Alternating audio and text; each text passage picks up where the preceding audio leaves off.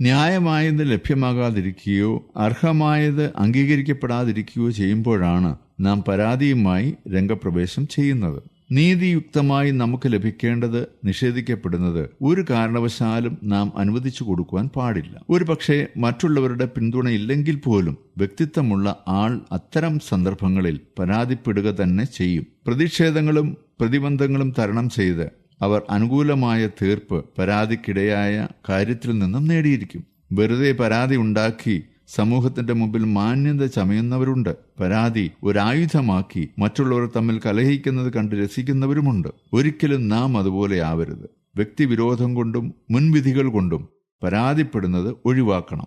പക്ഷപാതപരമായ പരാതികൾക്ക് ഒരുങ്ങുകയോ കൂട്ടുനിൽക്കുകയോ ചെയ്യരുത്. അത്തരം പരാതികൾ വ്യക്തികളെ ഭിന്നിപ്പിക്കാനും സമൂഹത്തിൽ കലഹങ്ങൾ ഉണ്ടാക്കാനും മാത്രമേ ഉപകരിക്കൂ. പരാതികൾ എപ്പോഴും നീതിയുക്തമായിരിക്കണം.